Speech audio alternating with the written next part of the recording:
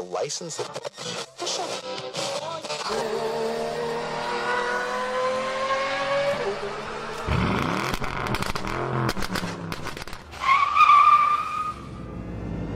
Meep, meep.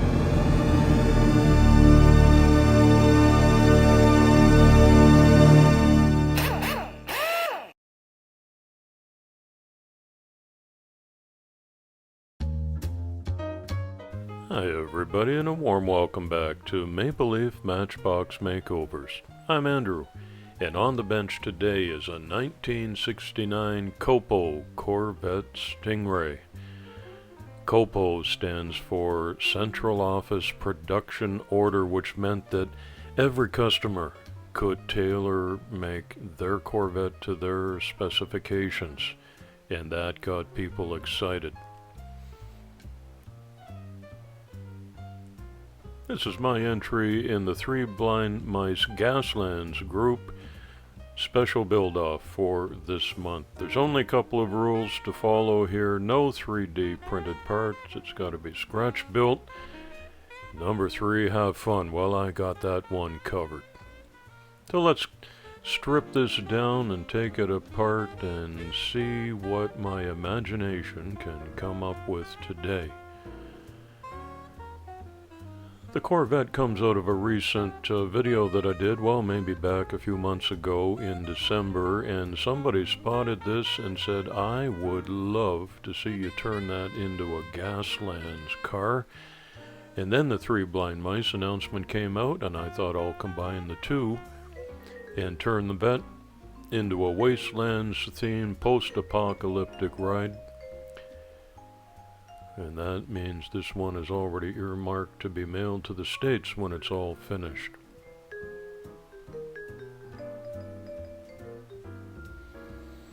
I do have a 3D printer that I've enjoyed experimenting with and learning how to use, but today is going to be a test of scratch-built skills, and I got a pretty good junkyard full of stuff that I can use. I want to leave a little bit of the paint on the Corvette, so I'm just distressing what's there, but hopefully at the end you'll still see some of the tampos and the number 43, a little bit of the red and silver paint. And it's fiberglass, so this one's not going to get rusty, but it is going to get grungy and muddy. I went through the boneyard and I pulled out a couple of pieces that I thought I might be able to disassemble and use in this build. We'll see how far that goes. One idea was to put a trailer behind the Corvette,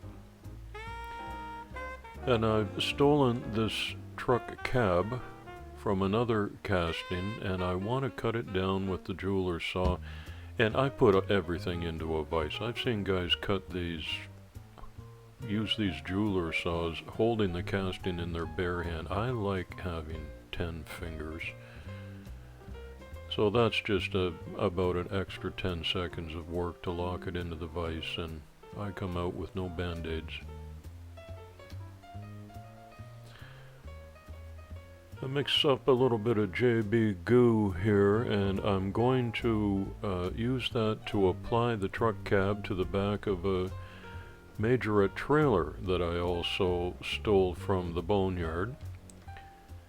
And this is going to be a rear-mounted, reverse-facing extra torque in case this has to get away fast.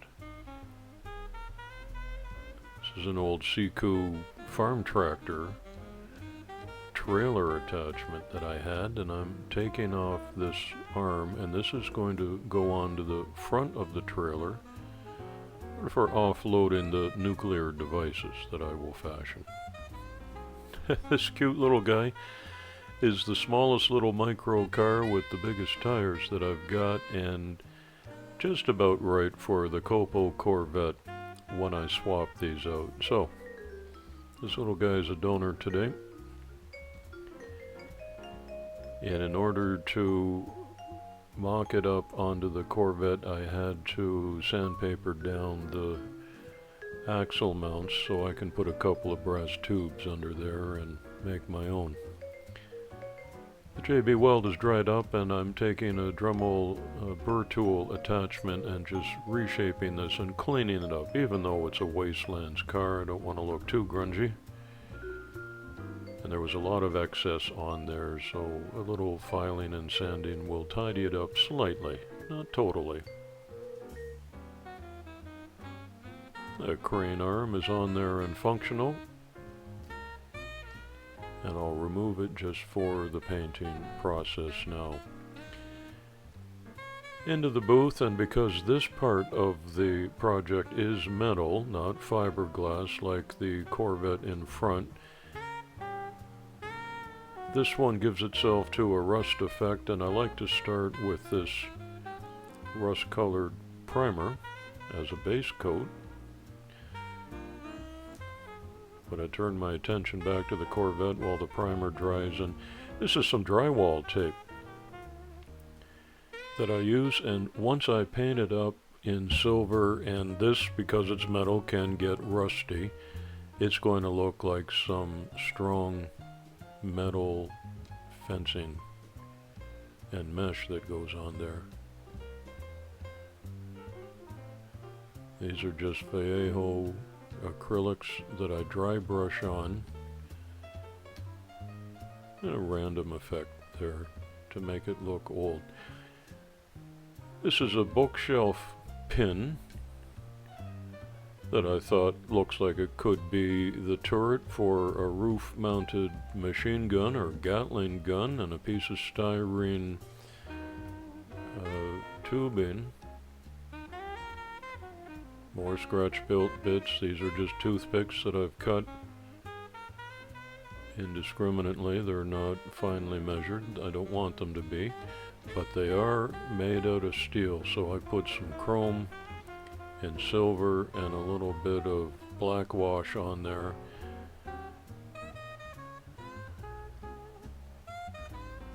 And we don't want anybody messing with this truck cab, so I'm giving it the full Stegosaurus effect in the back here. And just random. I don't have to drill all the way through, but a deep enough recess that some super glue will hold those in permanently.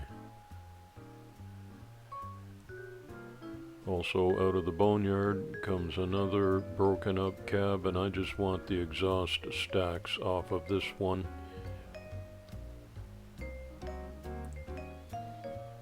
So in case trouble comes, the truck cab can throw it into reverse and pull out in the other direction with lots of power.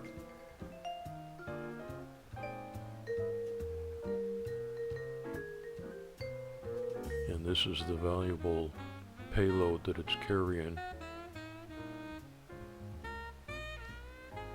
The nuclear tip cotton swabs.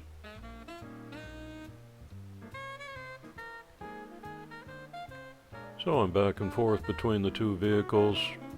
Here's the Corvette, and the bottom is getting painted black. And of course, if you're racing across the wastelands all hot and sweaty and dirty, you want to have a tan leather interior, don't you? Don't forget, this is a central office production order. Somebody got leather seats way back in the beginning.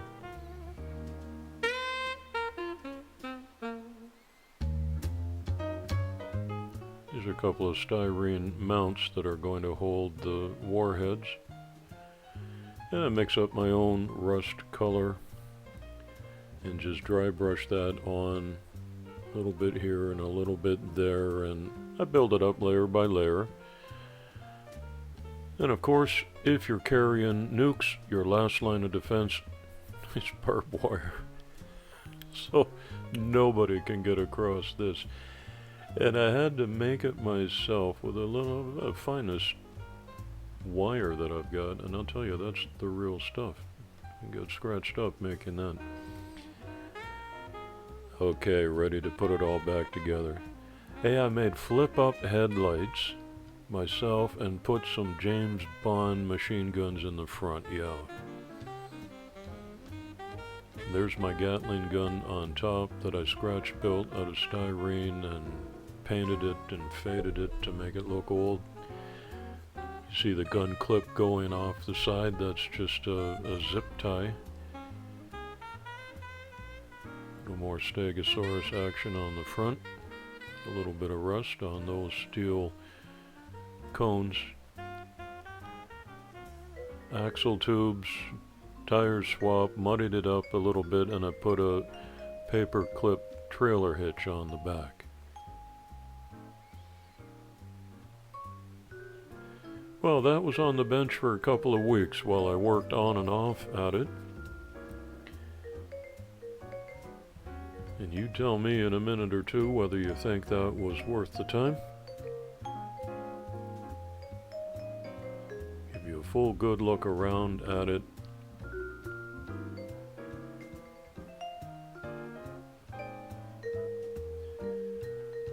There are the nukes. In case you need to attack someone or clean your ears.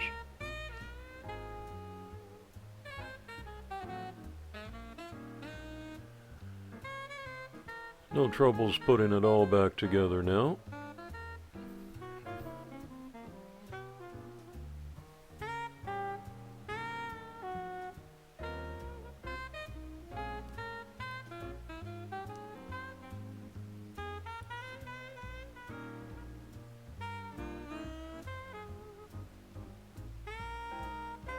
It's a roller,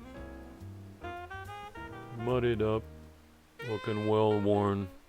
It's done some mileage out in the desert.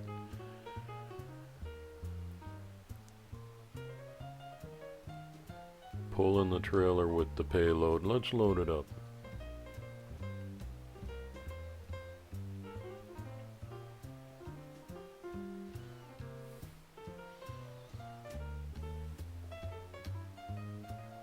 And there it is.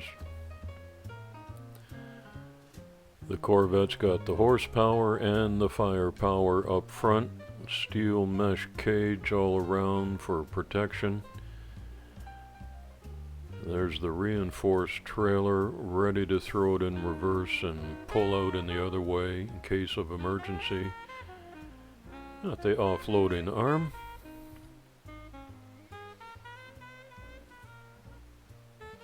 Rusty and dirty and grungy.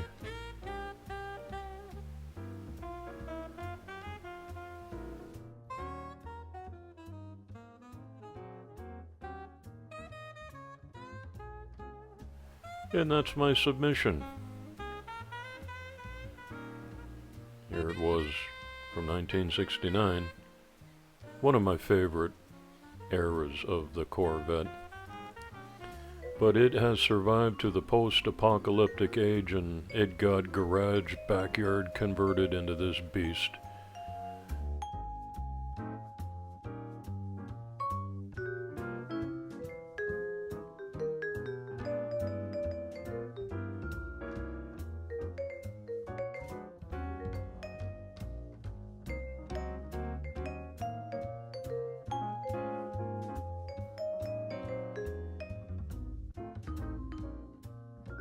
This one is not kid-friendly, I can promise you that, with all these parts that could be broken off and swallowed, but I do have a big kid in mind, and it's going to get shipped to America because of a special request, and thank you, Kat, for being so patient for this long. It'll go in the mail and be a part of your Corvette Gaslands collection. Thanks for watching, everybody. Make sure to watch all of the other Three Blind Mice entries in this Gaslands build-off. Give this one a thumbs up if you would. It's coffee time.